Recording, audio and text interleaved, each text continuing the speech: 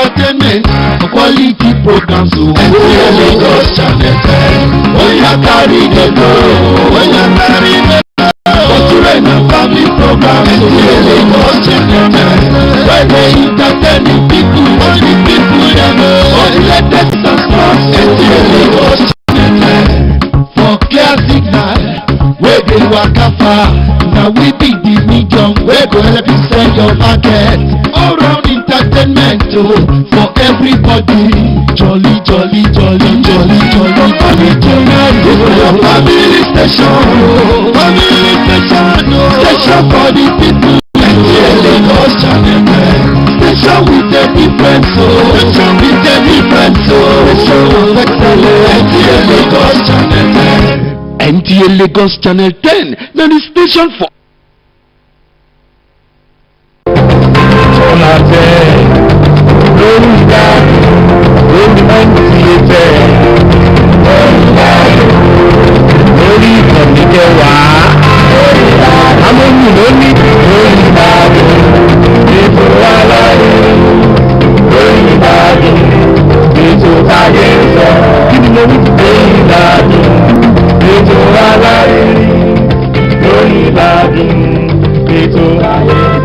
tó bá rí bẹ́ẹ̀ ẹ jẹ́ ká pa èké níbẹ̀ yẹn ẹ pa rédè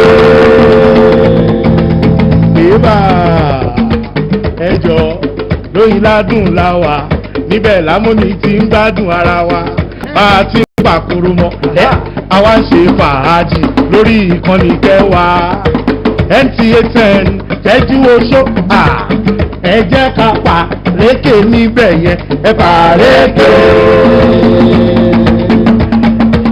Ètò Lóyin Ládùn, ètò tí gbogbo ayé ń fẹ́. Ẹ wo NTA 10 ètò ní Lóyin Ládùn. Ẹjọ́ níbẹ̀ yẹn ẹ jẹ́ ká pàrékè lẹ́ẹ̀kan sí pàrékè. Lóyin Ládùn, Lóyin Ládùn, ètò alárinrin. tó akí gbogbo wa nínú ilé níbikíbi tí ẹ bá wà tí ẹ ti ń wò wá tí ẹ ti ń wo iléeṣẹ́ wa iléeṣẹ́ yín NTA Lagos Channel 10 tó wà ń tẹjọṣọ ní ìlú Èkó lórí ètò gbogbo wa náà ni ètò tó lóyin tó ládùn. Ẹ bá sọ fún gbogbo àwọn tó bá kù tí wọ́n ti gbé síbẹ̀ pé oyin àti adùn kọ́ ó ti wọlé tó wọ́n wá. A dúpẹ́ lọ́wọ́ Ọlọ́run ọba tó fún wa ní orí ọ̀fẹ́ tí a tó fi pàdé lórí ètò tòní. Akí gbogbo wa tí a wà nílé àwa sọ pé ẹ bá wa darapọ̀ lórí ètò tòní bí a ṣe máa mú wá fún yín ní ọlọ́kan òjọ̀kan. Ẹ̀yin tẹ́ bá wò wá lórí Star Times 103 ni ẹ máa ti rí wa wò ní YouTube yín Lóyin Ládùn TV. tó a dúpẹ́ lọ́wọ́ Ọlọ́run. A wá fi àsìkò yìí a fi dúpẹ́ lọ́wọ́ gbogbo àwọn ilé iṣẹ́ tí wọ́n fún wa ní ẹ̀bùn ní ọlọ́kan òjọ̀kan. Gbogbo wọn pátápátá ni a dúpẹ́ lọ́wọ́ wọn. Iná ò ní tọ́wọ́ yín o, òkè òkè òun náà ni ọwọ́ yín tí a máa lọ lágbára Ọlọ́run ọba. tó àdúpẹ́ lọ́wọ́ Ọlọ́run aláwòrábí gẹ́gẹ́ bí ẹ ti gbọ́ ẹ̀yin èèyàn wa nínú ilé ètò yín náà ló tún gorí afẹ́fẹ́ ètò Lóyin Ládùn àti dúpẹ́ lọ́wọ́ gbogbo àwọn tó náwó sí wa ẹ̀yin ẹ wá farabalẹ̀ kẹjẹ kájọ bá ètò yìí tẹ̀síwájú ẹ mọ̀ pé atátó iyọ̀ dùn. Gẹ́gẹ́ bí ẹ ti mọ̀ pé lórí ètò wa tí a bá ti fẹ́ bẹ̀rẹ̀ checkers custard òun náà ni àkọ́kọ́ máa ń gbé lura bí ẹ bá ṣe fẹ́ sí lóríṣiríṣi ni. Ẹ jẹ́ ká lọ sí ilé iṣẹ́ checkers kí àkọ́kọ́ lọ mú checkers wa náà ó yá o.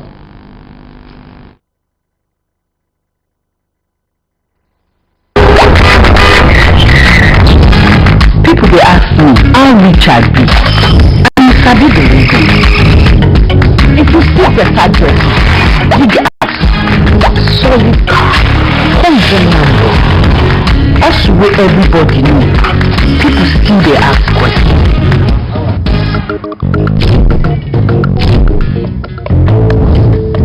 I'm rich because I dey spend quality time with my family. I'm rich because I fit enjoy my rich flavor and creamy checkers custard with my loved ones. You nko, richness no be by money, but by the love wey we dey share. Na still dey wait? Na still dey wait make I tell una my net worth? Abeg, checkers, na custard be that.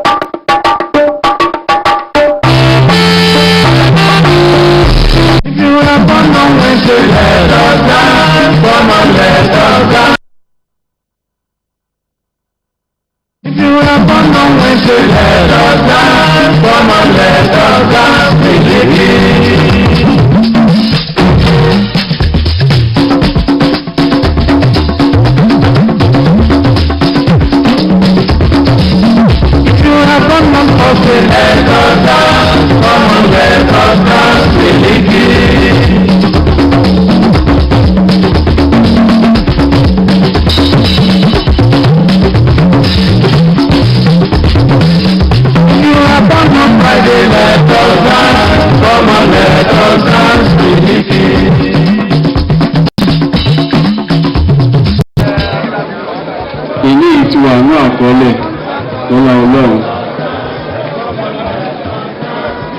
Èyí lẹ fi wá síbẹ̀.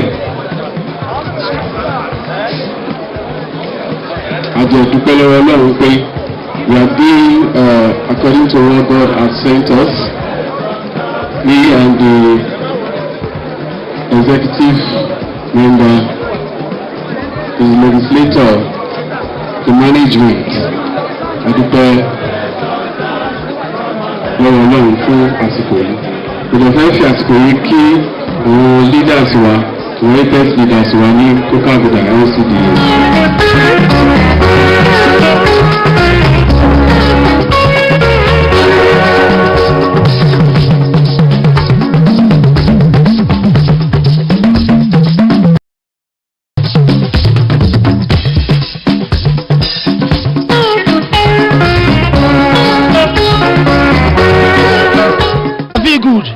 For the palliative that has been given to me. I want to appreciate the council chairman for his kind gesture towards the gifts he gave to us. We are very happy, very, very happy about it. We have 7 wards in our local government. We have called them out, called the Africans, called the disabled, called the women, the pastor, the alpha, everybody, the youth, everybody general in the community. We call them to be presenting their palliative, and this is what we have as a batch by batch that we are still going to spread. We know today it can't be everybody, but with the plan we have, it's going to go round. Today we have 2,000 people, over 2,000 people we have here. Then with the next one it's going to be more than that. So this one is just to kickstart to see how it's going, and we can see it is going fine. We go to all the houses, the people that need it. So we went to check them one by one, get their names, to be calling them around from all the community. So yeah, we went around to all the community, picking them. So we have records of all what we are doing. So by the time the next time comes, we have another record, so that it's not going to be one person will be taking two. So to make sure it goes down. We have a lot of things that we are doing, at least to look in some educational aspects. We have done GC for the community. That is part of palliative to ease the stress. We know how much GC is outside now. So we have done some numbers, hundreds of numbers of people. Then we have done holiday coaching that aids the stress of the people. Like we have almost like 2,000 beneficiaries that attend the meeting. So these are the part of we have paid for all those tools with snacks and drinks. So we are using that to ease the stress. So that's our part of palliative again, that we are getting to a 2-year-old baby. We are doing about 6 or as many batches, but we are sure of 5 now. 5 batches. So if we have captured over 2,000, all we have done is about 2,100. If we have captured about 2,100 right now, just multiply that. And then we also hear that federal government has released some money. By the time we add that to the one we are doing, let's assume we do about 2,100 now. You know, by next time we are going to be doing almost like 4,000 or 5,000. By the time we do 5,000 like 2-3 times, you know, almost we have covered almost everybody. And the criteria is you must be a citizen of Kókàgùdà, and that's all. Whether you are APC, PDP, GDM, any party you belong to, palliative is for all of us.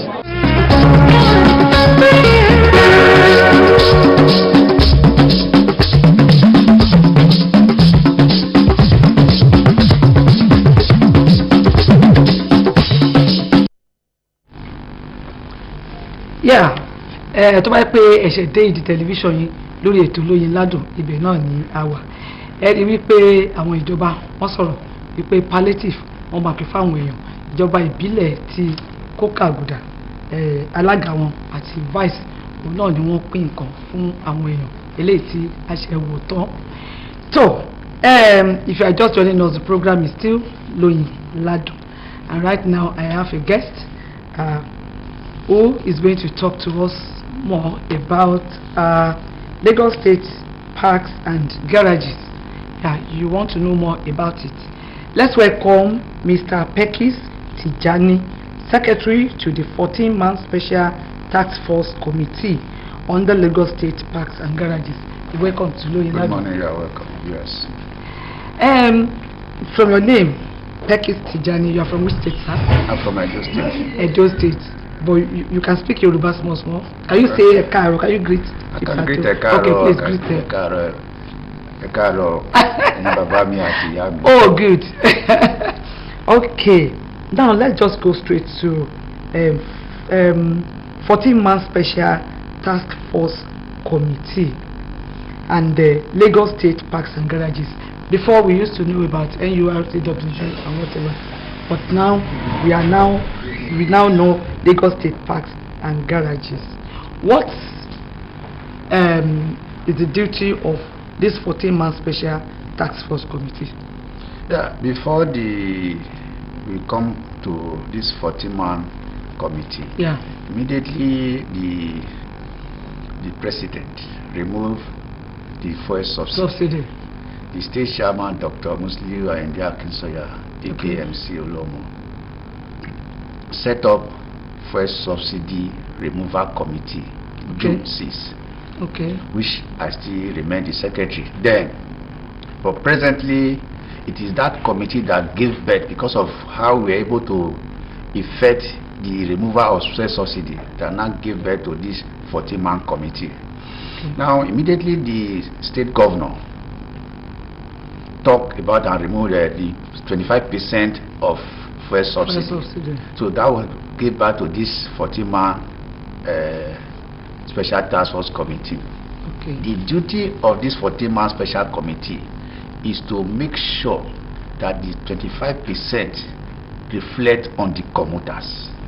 Not just the union alone, reflect on the commuters. Yes, because those are the primary objective, those are the people that bear the brunt when it comes to transport hike in Nigeria or in the state as well. So definitely we will be able to move around. Even to that effect, I set up a platform which I think we air a jingle too through Bond FM. That people are phoning in every morning, are calling me, that anywhere they have issue, they call me. Then immediately, what I do is when there is a phone in and there is issue in one particular unit or branch or parks, I will ask the person that phoned in to give me details either by SMS or by voice mail. So I will now forward to the platform so that the task force will act on it adequately and promptly. So we have been doing that since. And it has been effective. It has been very, very effective. That's good. And let's talk about parks and garages. There are some issues that have been on, like all this selling of paraga or whatever. So this task force, do you have another set of people, or is still part of your? That is why you say 14-man special task force. Yes, we have to sanitize the motor parks in Lagos State. We have been moving around since the formation of this special task force since August 7. We have been moving around, and we are able to, if you go to all our motor parks presently, you will not find any alcohol in any of the motor parks. Precisely, the issue of area body as well, machine or bag when maybe towards in the evening or in the night. So we're able to put everything in order presently. So everything is perfectly okay for now. How do you people monitor all these people collecting money from drivers? I don't know. Yeah, the workers are being monitored through the state, through the branch and the unit. There are people in the unit that are there for 24 hours. So they do shifting from 5 a.m. to 2 p.m. from 2 p.m. to 10 p.m. That is where we close the motor parks. So anything from that hour, then there are security too. We employ in all the motor parks that oversee all those unit and parks for another 6 hours. That's to 6 a.m. or 5 a.m. so that the activities will commence again. So that's where we're able to checkmate the activities of all these things. And if you look at most of these big parks, we find out that the issue of miscreant has been actually completely eradicated. Reduced. Yes. And well, if anybody, there's anything I just observe or notice, and I want to, is there any means of getting in touch with you people? Any contact? Very simple. It's the same phone that is on this radio station. The pilot is, I think, Yes, we are on radio as well. Like the phone number you will get in touch with is my own line as well. 080 Okay. 332 Okay. 926 Okay. 12. It's 24 hours. 24 hours. It's 24 hours. That's good. So what is your advice to the commuters and your people? Well, my advice to commuters is that one thing that is constant in life is change. Okay. And if you find out the present situation of the country is a change that me and you need to all hand to be on deck to make sure things work out for excellent, because that is what this government is all about. Change. One or two persons must be affected, just like somebody that is fighting for freedom. If you are a freedom fighter, if you zero your mind on 100%, you will miss it all. But as a freedom fighter, you zero your mind on 80%. I think you have get it right. Okay. That's what it's all about. Thank you very much. Well, I've been discussing with Mr. Pekis Tijani, Secretary to the 14-man Special Task Force Committee on the Lagos State Parks and Garages. Yeah, well done, sir. Thank you very much. Okay, and if you want to get in touch across to them, 080-332-92612. Well, ní báyìí a máa lọ sókè lọ. Kí ni abala tí a fẹ́ mú wá? Òun náà ni kí ló ń ṣẹlẹ̀. Kí ni nǹkan tó ṣẹlẹ̀ rí pé ní ọ̀sẹ̀ tó kọjá ọdún ìṣẹ̀ṣe òun náà ni wọ́n ṣe. Ṣùgbọ́n ní Ìjọra àti Ìgànmú Kingdom, àwọn Èjìwá Ẹlẹ́gbà Festival òun ni wọ́n ṣe. Ẹ jẹ́ ká wo bí ó ṣe lọ sí. Àwọn ọmọ bíbí Ọ̀jọ̀rá lọ́kùnrin àti lóbìnrin káàkiri orílẹ̀-èdè ni wọ́n parapọ̀ síbi ayẹyẹ ọdún Èjìwá Ẹlẹ́gbà Ìjọra ọdún tí a wà yìí.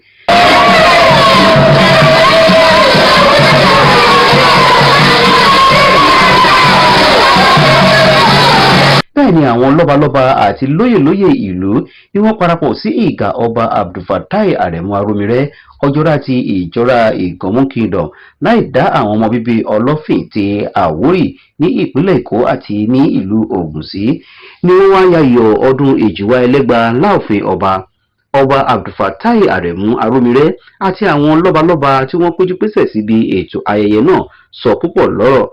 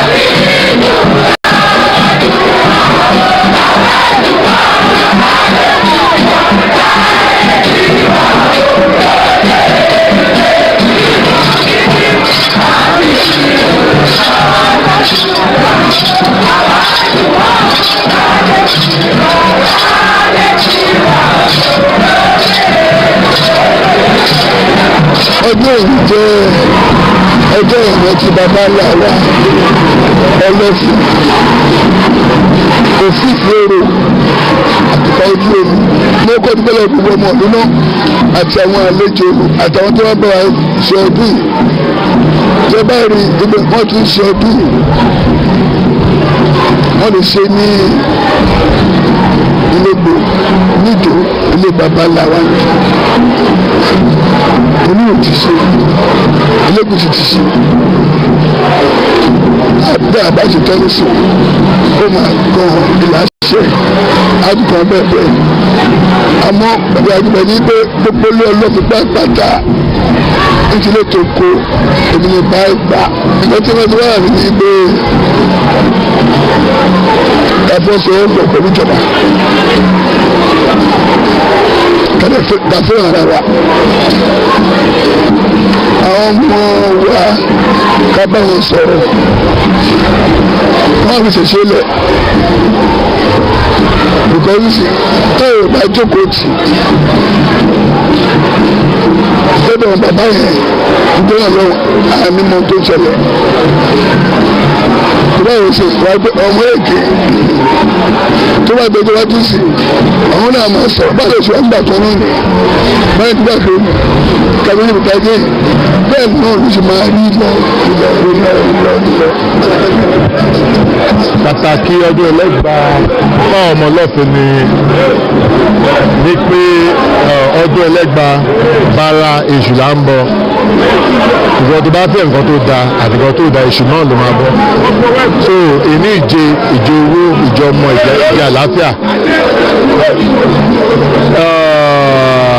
àwọn ọ̀dọ́ ṣe wọ́n sọ̀kalẹ̀ onírú ṣe wọ́n sọ̀kalẹ̀ elégùsù náà ṣe ń sọ̀kalẹ̀ ọjọ́ rálá bá ṣe lónìí a ti ṣe ìpínlẹ̀ pàbí a ṣe ta ìní ìje owó ìjọ ọmọ ìjẹ àlàáfíà ìjẹ àrùnjẹ. pàtàkì ojú èyí jẹ́ ọjọ́ ayẹyẹ ó jẹ́ ọjọ́ òṣèṣe fún wa ní ilẹ̀ Èkó àti ilẹ̀ Àwórì lápapọ̀ ní gbogbo àwọn ọmọ ọlọ́pìn ní pàtàkì ojú èyí jẹ́ ìṣẹ̀ṣe wa kò ní bàjẹ́ lágbára Ọlọ́run ẹni tó bá ń ṣèṣẹ̀ṣe ó ń rántí àwọn àgbàlagbà alálẹ̀ ni ó dẹ̀ dúpẹ́ lọ́wọ́ ọba wa ọba arúmìnira àṣàfà di Dangote of Ìgbọ̀nmọ́ àná orílẹ̀ àlàpápá ó dúpẹ́ lọ́wọ́ wọn pé ọdún tó ń ṣe ìwọ̀n ní ṣe lókun lọ́wọ́ lágbára Ọlọ́run ọdún tó ń bọ̀ iná àtọ́nà làmà tó wà ń bí nínú ọlá nínú owó nínú àlàáfíà àmàjọ wà ń bí ni o wáyé ṣe ló tó kọjá lélẹ́yìí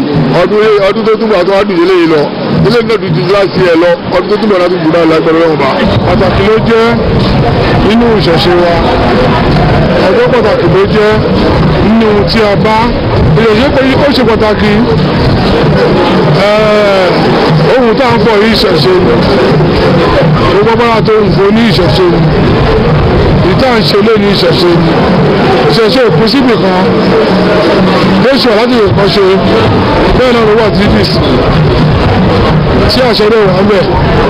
ìṣẹ̀ṣe jẹ́ ohun àbáláyé tí gbogbo àwọn ọba àti gbogbo àwọn ọmọ káàlẹ̀ òǹkàrò jíire tí ó jẹ́ ohun tá a mú ní òkúkúdùn tí a sì máa ń ṣe ní ọrọ̀run wọn níbẹ̀ ní ṣe rí ọ̀la lè máa rí bẹ́ẹ̀ ló jẹ́ kí babaláwo kó máa bí fún ọrọ̀run ti jíwá ẹlẹ́gba òun la wá ṣe lónìí èyí tó ń ṣe ní ọdún 2023 àti bá wọn ṣe ní ìwù àti bá wọn ṣe ní ọ̀dọ̀ Ẹlẹ́gùṣì ọ̀dọ̀ kábíyèsí aláìlúwà ọba Arúmìrẹ́ Dangote ìjọra òun la wá bá ṣe lónìí.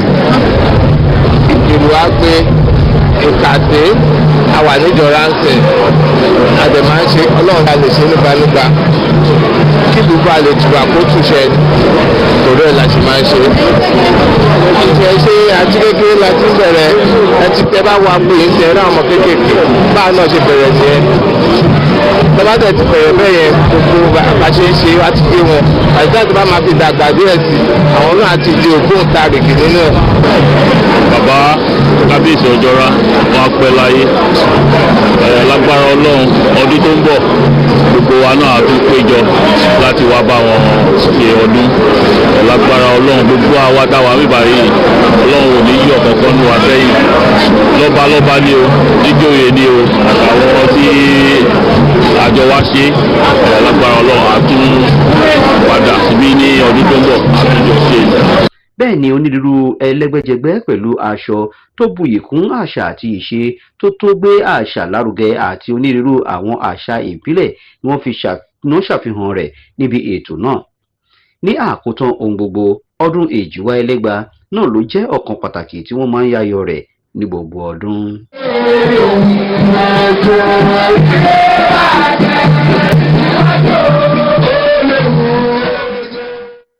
Ready. Okay, a kì í pé ẹ káàbọ̀ padà sí orí ètò Lóyin Ládùn. Mo sọ fún wa mo ní ètò tòní pé ẹ bá wa sọ fún gbogbo àwọn tó bá kù tí wọn ò tí ì gbé sí ìkànnì kẹwàá wípé tòní yìí kò yẹ kẹ́ ẹ mí ìsẹ̀ rárá lórí ètò báyìí a ní àwọn àlejò pàtàkì wọ́n ní àwọn olóyìnbó ló máa ń sọ wọ́n ní beside every successful man there is a woman, brilliant woman, beautiful woman and the woman of intelligence. Lórí ètò tí mo wà lórí lọ́wọ́ báyìí mo gba àlejò bàbá wa àti ìyá wa ọkọ àti ìyàwó ni wọ́n. Iṣẹ́ wo ni wọ́n ń ṣe? Kí ni nǹkan tó gbé wọn wá sórí ètò? Nǹkan tó pọ̀ kàn wá ó kàn yín ni. Tí oúnjẹ bá ti kúrò nínú iṣẹ́ ńkọ́ ó kù fẹ́rẹ́fẹ́. Kí náà ni tá bá fẹ́ ṣe oúnjẹ ilẹ̀ náà ni kádàkó òun ni a máa sọ̀rọ̀ lé lórí. Bàbá wa Babájídé Akínṣẹ̀yẹ àti màmá wa Olúwakẹ́mi Akínṣẹ̀yẹ àwọn ni wọ́n jẹ́ olùdásílẹ̀ iléeṣẹ́ Flip Farm Resort. Ẹ káàbọ̀ sórí ètò Lóyin Ládùn. Ẹ káàbọ̀ sórí ètò Lóyin Ládùn. You know they are looking very very. Just see this beautiful mama. Yes. Flip Farm Resort. Flip Farm Resort. What is it all about? Eshegon, thank you for having us. Flip Farm Resort is a farm. We more or less put it as an organization that promotes farming activities. Okay. We are into sales of farmland, and also we do agricultural consultation also. Okay. Major reason to actually go into that area of specialty is because of the need for agricultural services. I repeat, our economy is such to food availability and low, and the only way is agriculture. Okay. And that is why we've gone deeply, not just doing agriculture and also selling of farmland. Okay. Àwọn àgbà sọ pé iṣẹ́ àgbẹ̀ níṣẹ́ ilẹ̀ wa. Bẹ́ẹ̀ni. And the land is there. We just want to encourage more of our fellow Nigerian youths to take that to the next level. Let's take it more seriously. We are cutting my export oúnjẹ kúrò ní Nigeria. We are big enough. We have the land mass and all. So òun ló jẹ́ ká wá lọ sí the sales of farmland majorly. Okay. Thank you very much. Mama wa Olúwakẹ́mi Akínṣẹ̀yẹ, this land we are talking about, where? The location? Okay, thank you, ma. Our land is located in Awowo. Awowo wà ní ọ̀nà tó lọ sí Abẹ́òkúta láti Sango. Okay. Tá bá ti kọjá Sango, a máa dé Ifọ̀. Láti Ifọ̀, a máa tẹ̀síwájú díẹ̀ dé wá sí mi. Ká tó dé ìlú Awowo. Okay. Ó dẹ̀ wá jẹ́ ibi tó yẹ pé ó wà very fertile fún láti gbin èso àti nǹkan tá bá fẹ́ gbìn síbẹ̀. Then ìlú Awowo yẹn náà, ní ìlú yẹn a ní University of Agriculture. Okay. Níbẹ̀ náà tẹ́ pé àwọn èèyàn máa ń wá láti different places láti wá kọ́ iṣẹ́ àgbẹ̀ yìí náà. So that's where our land is located at Awowo in Ogun State, and it's a very fertile land for agriculture. Okay. Sir, àwọn míì wà wọ́n máa fẹ́ ra ilẹ̀, àwọn míì wà wọ́n ní àwọn fẹ́ lease fọ́dún iye ọdún báyìí. Ṣé ẹ máa ń ṣe méjèèjì? Méjèèjì là ń ṣe pọ̀ mọ́. A mọ̀ pé àti ràǹgbà mi ó máa ń le because of the financial constraint for some people. Ẹlòmíì wà wọ́n fẹ́ ṣoko wọn ní owó yẹn, but tó bá mọ̀ pé there is a way they can lease for 5-10 years or a year annually come and renew. They would also do farming, and we are all about encouraging such. Ẹ jẹ́ ká lọ sókè lọ́hùn kí àti ẹ̀ wo kí ni nǹkan tá à ń sọ̀rọ̀ lé lórí. A ní nǹkan tí a fẹ́ fi hàn wá lórí nǹkan tá à ń sọ̀rọ̀ lé lórí. Ẹ jẹ́ ká lọ sókè lọ. Flip Farm Resort, we are now selling prime farmland in Awowo, Ogun State. Whether you're looking to start an agricultural venture or build your dream home, Flip Farm Resorts has got you covered. With our promotional prices, you can get acres at a steal. Here are the amazing deals we are offering. 1 acre for just 1 million naira, 2 acres for only 1.7 million naira, 5 acres for an unbeatable 3.5 million naira, and 10 acres for a fantastic 6 million naira. Located not too far from Lafarge Cement, Ewekuro, and the new cargo airport, our land is free from government acquisition and boosts many benefits, including the just completed Institute of Agriculture in the same location. Plus, you can enjoy instant allocation when you invest with us. So, what are you waiting for? Visit our website at www.flipfarmresort.com.ng or follow us on Instagram at flipproperties.ng for more information. You can also call or WhatsApp us on 090-2480-3189 or 081-2112-1713. To secure your future, Flip Farm has got you covered.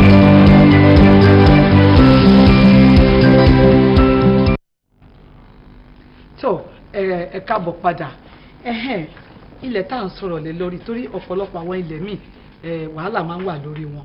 Bóyá ẹni yẹn ó ti rà á ó fẹ́ máa bẹ̀rẹ̀ sí ṣiṣẹ́ lọ àwọn ọmọ onílẹ̀ àbí nǹkan kan. Ṣé ti tọ̀dọ̀ yín ìfọkànbalẹ̀ wà? Ìfọkànbalẹ̀ wà o. Apart from pé àtàlẹ̀ ní àwòwò a mọ̀ pé àwọn èèyàn ní láti wà confident enough láti invest, that is buying from us. So to make security our number one goal.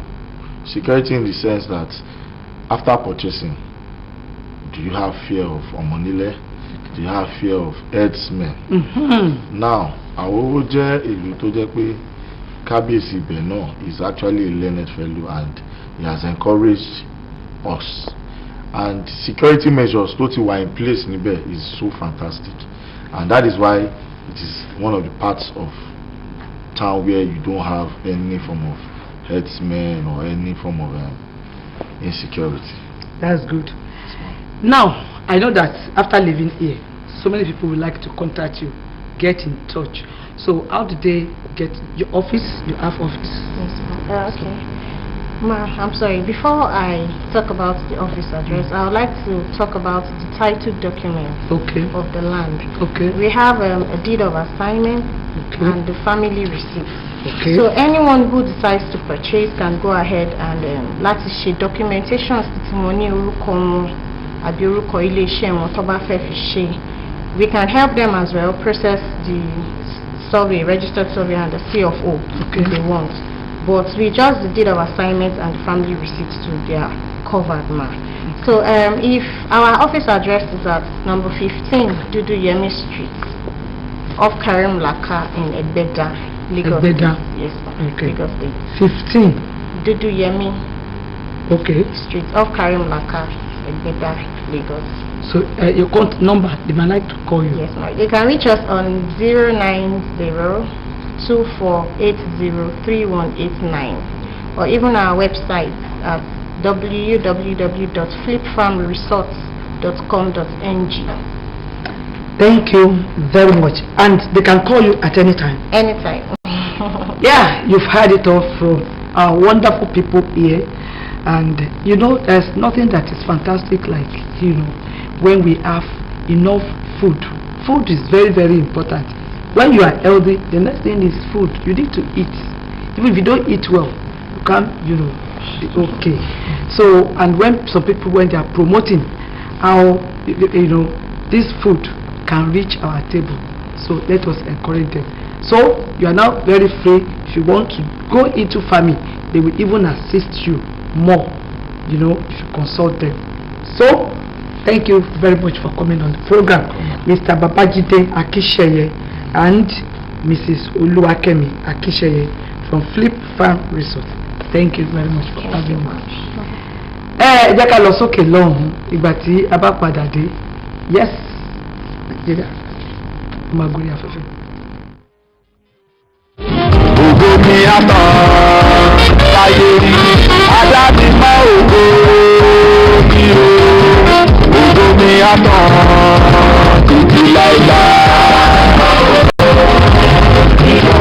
Adáni mọ́ ògo mi àwọn lè dá mi dúró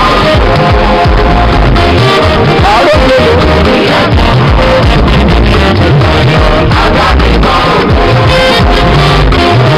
Ọgbọ́n Ọlọ́run ló ṣe ìgbàlà. Àti sori lẹ́yìn mi ká.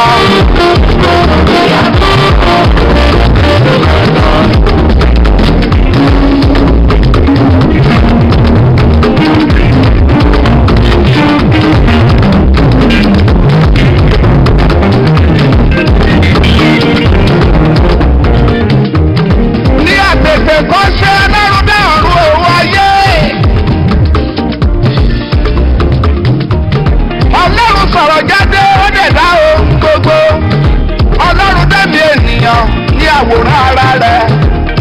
Ó pàṣẹ kí máa jọba lórí ohun gbogbo, lórí ẹyẹ, lórí omi, lórí ilẹ̀ àti gbogbo tólúwa dá. Ó fi àṣẹ fún mi láti gbilẹ̀, láti máa gbé nínú ògo àti láti máa pàṣẹ lórí ilẹ̀ àti lórí ohun gbogbo. Ògo mi yàtọ̀ títí láéláé. Ológo ni mí.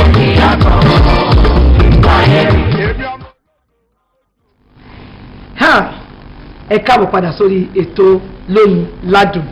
If you are just joining us, the program is still Loyin Ladun, and nísìnyí abala ìlera ibẹ̀ náà ni a lọ. Abala ìlera èyí náà ti mú ìlera ní oògùn ọrọ̀.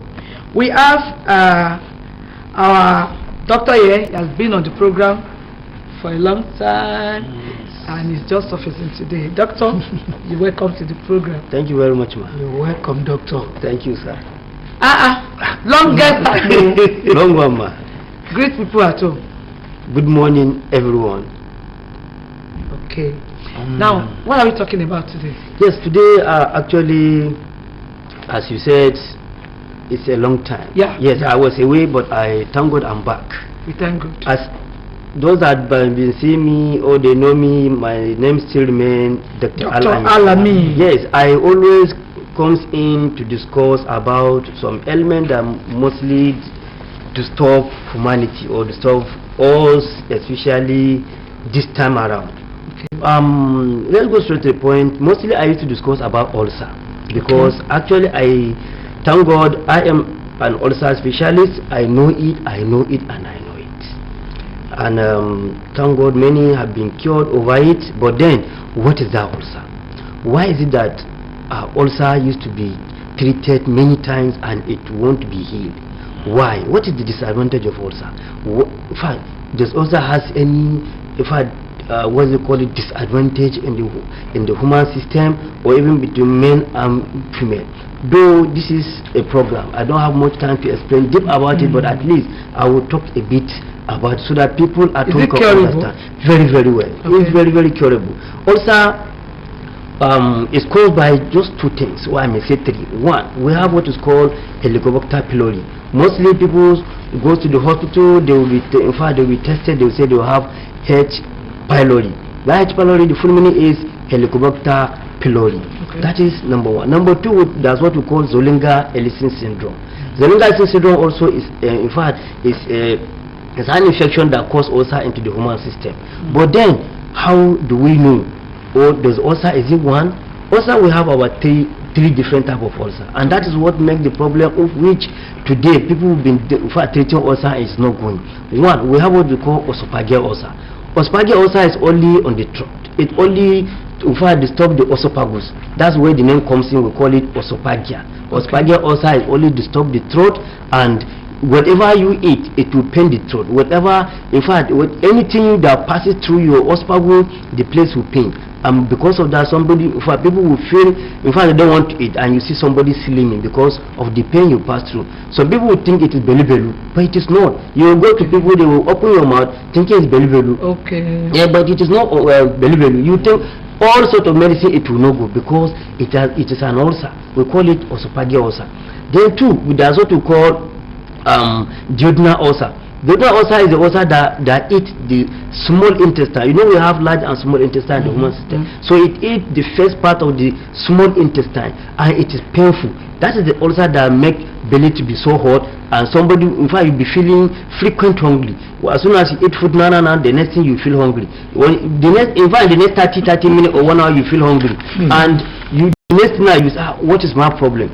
And the same thing, if you don't see food eat, your body will be shaking, and that's the type of ulcer that even wakes somebody at night to eat. You'll be driving, at least you still have something by the side of your car. You must take something, if not there will not be peace. And that is what is called duodenal ulcer. Then there's another one which is called gastric ulcer. Gastric ulcer is an ulcer that, in fact, that eat the lining of the stomach. What causes it? That's the third one now. The third one, that what we call digestive juice that always drop in the stomach whenever you eat. Anytime you eat, there is a digestive juice that drop in the stomach, and whenever it drop in the stomach, that is the digestive juice that will not digest the food you eat in the system.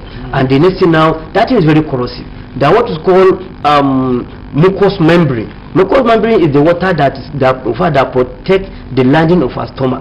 You understand? So whenever the digestive juice now drop, it will not pierce it. If it is not adequate to hold that digestive juice, it will not pierce it and it make a crack in the stomach. And whenever it makes that crack, that's when we have a gastric ulcer. And how do you know that you have gastric ulcer? First one, you have it that in fact you'll be having what they call it, the heartburn. Before I go further, let me draw back a bit. Anybody, whoever that felt heartburn, either you eat meme or you eat akara or you eat pap, you eat beans, you eat whatever, you had a heartburn, know that you are a carrier of that Helicobacter pylori. Know that you are an ulcer carrier. Just go to the expert so that we can treat it for you. But if not, if you keep it, it will go. In fact, it will go further. The second one, as I said, the next thing now, you see somebody belly will be swelling up. You see somebody belching. Somebody will even do 5, 10, 20 at the same time, even when you don't eat anything. So it's symptom of gastric ulcer. You see somebody with big belly and you think it maybe in fact what's they call it, that in fact it's okay. Somebody will eat food in the morning, only one by 8 o'clock or 7 o'clock or 7:30. He will not feel hungry at all till 6 in the evening. He will think he's okay. Now lie. It's not true. It is a gastric ulcer. You understand? Because that gastric ulcer does not allow person to eat. That is one thing with the gastric ulcer. It does not make you to, you don't even feel hungry. You think you are okay, but it is not okay because it is gastric ulcer. If you go to toilet, you be messing, thinking that you have a dysentery. And it's not dysentery. Yes, sir, it's not a dysentery, but it is gastric ulcer. That's why many times some people will be taking medicine for dysentery when it's not dysentery. Rather, it is what? It's a gastric ulcer. When they notice all these things. Yes, that is one part of it, but there is two worst part of it. Then I want to take a bit time because of it, because at least let people understand. One, if this gastric ulcer has about 5 stages. One, if it is in the bloodstream, in fact, when you are till that time, you will see that you have what is called digestive Helicobacter pylori. That is when you, in fact, it is just in the bloodstream, and you having only that heartburn. That's the only thing you feel. Then the second stage of it, then you will see that your chest is heavy. When you take a bit, you feel tired. When you take a bit, when you climb a staircase, you are tired. You must find somewhere to sit down. You think it is heart problem. It's not heart problem. Rather, it's an ulcer. Really? That is number 2. Then number 3, it will be piercing from here. You will feel the heat, the pain at the back. You will see somebody, his back is paining. Nothing hit you, you not fall down, nobody knock you down, but at least your back is paining. And it is stayed there for a quite long time. The next night you see your shoulders are paining. The third one now, you will see in fact the back of your head will be paining. The backbone will be paining. You will be thinking, what is my problem? You don't know it is ulcer, and that where sometimes problem is to be. Some people when they start having that heart heaviness, they will think they're having heart problem, and the next thing that they will go and take heart problem. Because actually, you can't say you want to connect back all this to us. That is it. So that is number 1. It is not. You understand? Then the next thing now, you will see somebody, when it is stated, the what they call it, the fourth stage, it is by the west. And when you come to the west, at that time, you will see that your west will be paining. Your west will be paining. And so, Dr. Alami, if you continue like this, with different types of ulcer, now people will want to ask for the remedy. How can they get to you? Yes, before then, let me talk of this one first. Why? Because the what they call it, that west, when it comes to step 4, there is a problem between male and female. Because do you know that ulcer used to make a woman to be barren? Ulcer? Yes. Many times today, many women are not, in fact, they are not conceived because of the ulcer. They are not conceiving because of the ulcer. That is whenever I get to that step 4, you understand? And for men, you will not be satisfying your madam again, and you'll be thinking another thing, because thinking it is another problem, not knowing that it is that same ulcer. Then, do you know that apart of that, there is what we call appendicitis. Whatever I said about the ulcer, appendicitis patient has it. And that's where the problem is to be. Some people have appendix, they don't know that it's appendix, they thought it's an ulcer. Maybe we will see after come back. You will see that our people are trying to tell us the time is gone, the time is gone. So how can they get to you? Your phone number? They can get me by, in fact, through my phone number 080 20 300 481. Say again, 080 20 300 481. Your website? Wara, WARAH, Wara at 6688 at gmail.com. Okay. That's your email address. That's my email address.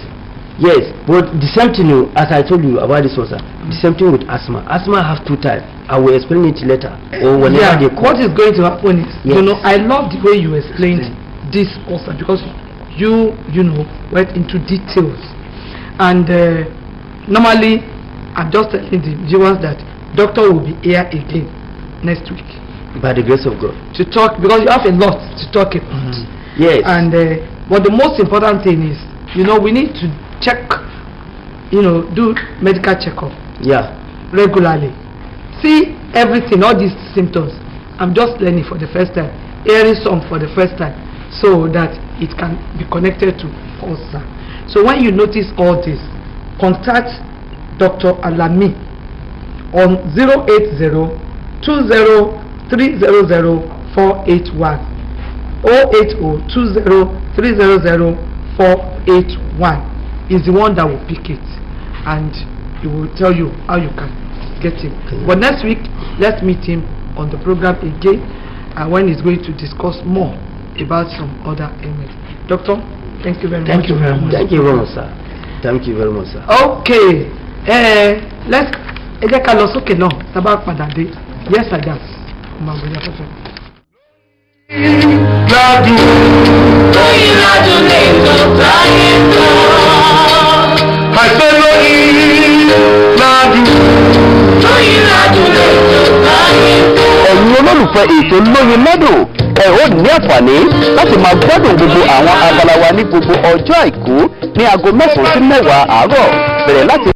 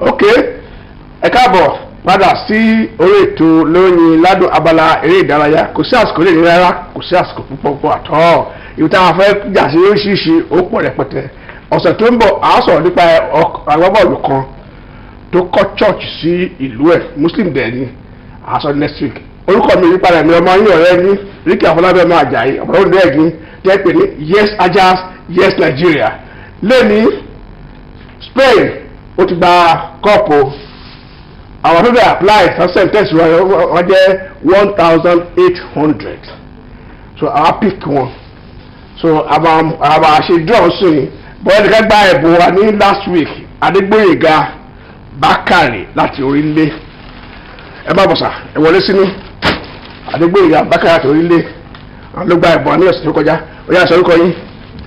orúkọ mi ni Bákàrè Adégbóyèga láti Orílẹ̀ Ìgànmù. ẹ̀yọ́ ẹ̀bùn kíkílẹ̀ ìwé ìlera dáhùn. wọ́n ní ta ni ó máa jáwé olúborí nínú Spain tàbí England nínú eré ìdíje àwọn obìnrin. ṣé o lè wá fúnlẹ̀ ní báyìí? ok ẹ ṣe àti lè fún lẹ́bùn gbà ẹ̀ ẹ máa mú draw yẹn ní orúkọ yóò wà bí ẹ wà láti pẹ́ ti ní Spain rẹ mi ti kọ́ àgbẹ̀bù náà ètò àgbẹ̀bù so torí ìdí èyí wọ́n kọ́ ló máa mú draw yẹn orúkọ wà bí o orúkọ wà ló máa mú draw yẹn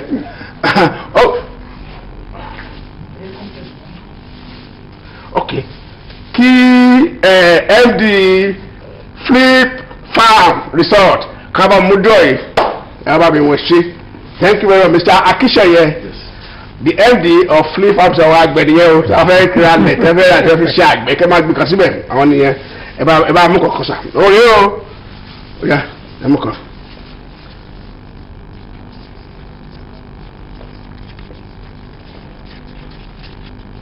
Ọláwálé Ọláògùn tó bá dẹ̀sẹ̀ tó ń bọ̀ kí wọ́n gba checkers custard àtàwọn ẹ̀bùn lóríṣiríṣi oya yẹ́sà.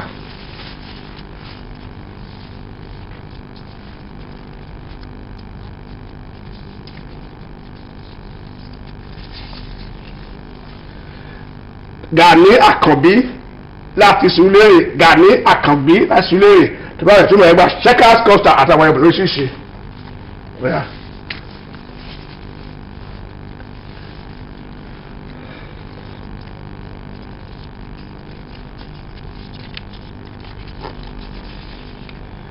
Babátúndé Gold bàbá àwọn ti gba ẹ̀bùn àwọn náà gba ẹ̀bùn tó bá rẹ̀ sì tó ń bọ̀ kẹwàá gba ẹ̀bùn yín ẹ̀dá mú kàn sí.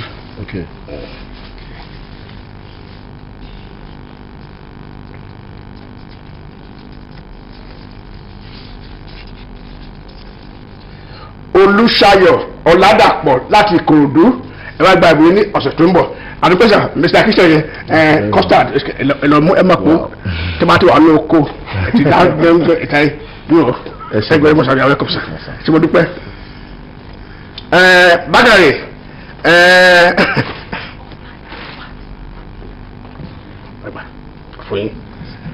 yes checkers yes Nigeria yes Pekro ok ẹ kí mu checkers o ọmọbìnrin mo ṣáà sọ pé ọ̀fun mi ṣe kìrìkìrì ó yá checkers custard.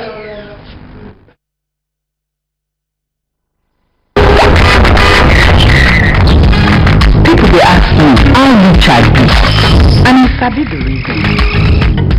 If you see better dress, big house, solid car, come join am well.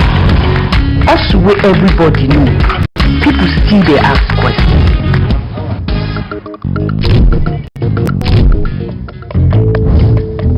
I'm rich because I dey spend quality time with my family. I'm rich because I fit enjoy my rich flavor and creamy checkers custard with my loved ones. You nko, richness no be by money, but by the love wey we dey share. Na still dey wait make I tell una my net worth. Abeg, checkers, na custard be that. Yes Nigeria, yes checkers. Ẹja continue to mo 08125203650. Yes Nigeria, yes Ajax, yes Loyin Ladun, yes. without corruption, let me hear you say no. No, without corruption, let me hear you say no. Without corruption. In Nigeria, we go fight you until you are no more. Corruption. In Nigeria, we go fight you. Corruption brings poverty. Corruption makes people poor. Corruption causes underdevelopment. We have to stop corruption. Righteousness enters the nation, but sin is a reproach. We have to come together and fight this corruption. Corruption in Nigeria, we go fight you. Corruption in Nigeria, we go fight you until you are no more. Presidency, let us fight corruption. Senate, let us fight corruption. House of Rep, let us fight corruption. Politicians, let us fight corruption. Judiciary, let us fight corruption. State governors, let us fight corruption. Annex workers, let us fight corruption. We go fight you until you are bẹ́ẹ̀ ni war against corruption by mama wa mama new naija mama Tinúkẹ́ Ọ̀dẹ́dòkun mọ́mì ẹ káàbọ̀ sórí ètò Lóyin Ládùn àwa nìyí o ẹ bá wa kí àwọn aráalé. gbogbo aráalé ẹ kú ilé o a dúpẹ́ lọ́wọ́ Ọlọ́run o torí nígbà gbogbo tẹ́ bá ń tẹ́tí sí ètò yìí oyin àti adùn kò ní wọ́n nílé ẹnìkọ̀ọ̀kan wa àti ní gbogbo Nàìjíríà lórúkọ Jésù. màmá ilé ìtẹ́tí wá gbé wà yóò tún wá lágbára war against corruption. ẹ mọ̀ pé bọ́lọ́run bá ṣe darí ni ẹ̀mí Ọlọ́run ni. inú mi ti ẹ̀dẹ̀ máa ń dùn torí pé màmá ṣe àwọn olóyìnbó ní kéèyàn wà optimistic màmá máa ní confidence.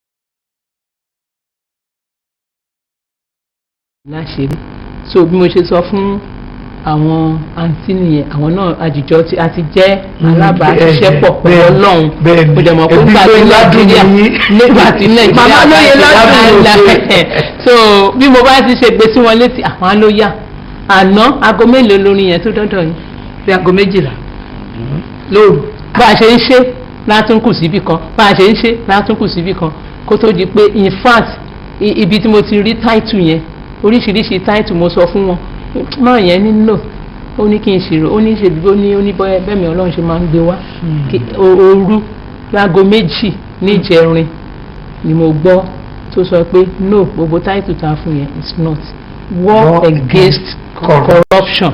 bẹ́ẹ̀ dẹ̀ ni gbogbo wa dẹ̀ ni tí o bá ti sí corruption lórílẹ̀‐èdè wa àlàáfíà ti tí gbogbo wa tí a bá lè kó ẹ̀ṣẹ̀ kákókù mọ̀ kákókù ń dó ká fi bá corruption jà ó di dandan orílẹ̀-èdè Nàìjíríà máa nítumọ̀ ó máa tù wá lára corruption in Nigeria we go fight you until you are no more. Corruption in Nigeria we go fight you until you are no more. tó ó ga kí wá orin yìí mo mọ̀ pé ó máa rìn jìnnà ó dẹ̀ máa ṣe iṣẹ́ ní orílẹ̀-èdè Nàìjíríà iṣẹ́ tọ́lọ̀ fẹ́ràn iṣẹ́ ìyanu yóò máa ṣe torí corruption yìí ẹ̀yin náà ti sọ àti òṣìṣẹ́ ìjọba ni àti onílé àtàlejò àtọmọ kékeré àtàgbàlagbà àti sẹ́nítọ̀ àti pírẹ́sídẹ̀ǹtì àtọba àtàwa everybody lọ́lọ́run sọ pé ká gbúdọ̀ gbé ogun ti ìwà ìbàjẹ́ yìí ká lè kúrò ní nàìjíríà. kí ni ẹ̀yin wá ń wò nípa nàìjíríà tuntun tẹ́ ti sọ ń gbà yẹn tó dẹ̀ dàbẹ̀ nípo tí ń sọ tí corruption bá ti gbógun tí ilẹ̀ wa ń wò. bí ọlọ́run ṣe gbé sí mi létí ń gbà yẹn ló sọ wípé corruption ló ń bring poverty ó wà ní orin yẹn corruption ló ń bring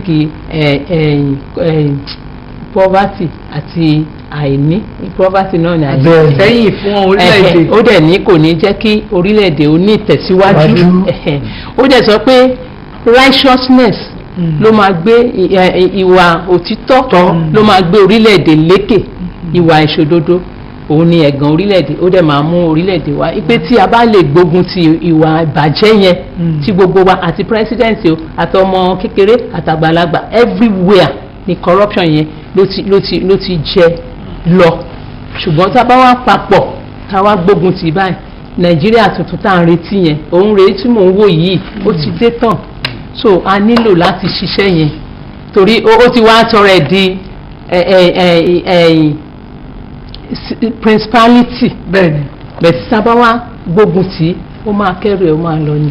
tó ó ti di dandan ẹ̀yin èèyàn wa òun ni ẹ mà ti gbọ́ yìí màmá new naija èdèké gbogbo orin tiwọn orin tó máa ń nítumọ̀ ni orin tó wọn làwọn ń wo nàìjíríà tuntun sẹ̀ wípé nàìjíríà tẹ́ pé ó nítumọ̀ nàìjíríà tẹ́ pé gbogbo nǹkan máa dẹ gbogbo wa lọ́rùn ṣùgbọ́n a láti gbógun ti àwọn ìwà ìbàjẹ́ yìí corruption ó ṣe pàtàkì lára ilé ìta kọ́kọ́ máa gbógun ti tí gbogbo wa máa gbógun ti ni o gbogbo ibikíbi tí ẹ bá wà ẹ wá jẹ́ kí àwa náà kí á gbé ìgbésẹ̀ láti ṣe kí ni láti fight corruption mama ẹ ṣe gan ni àdúpẹ́ máa ọlọ́run àtúbọ̀ máa fún yín more anointing lórúkọ jésù ṣẹ́ni bẹ́ẹ̀ ṣe yọ̀ǹgì sí ẹ máa yọ̀ǹgì sí ni ẹ máa shine sí ni lórúkọ jésù gbogbo àwọn iṣẹ́ yín tẹ́ ti ṣe fún ara yín lẹ́ máa jókòó tẹ́ máa jẹ́ pẹ̀lú ìlera ẹ̀ ní jẹ́ lórí wheelchair ìgbà tí nàìjíríà tuntun náà bá dé àwa àtẹ̀yìn náà ni ayé ẹ̀rọ wa nínú ilé àníri jù báyìí lọ lórí ètò Lóyin Ládùn ti tòní mo sọ fún àwọn ní bọ́mbà tó pọ́mbà ṣẹ́yìn náà ti rí bẹ́ẹ̀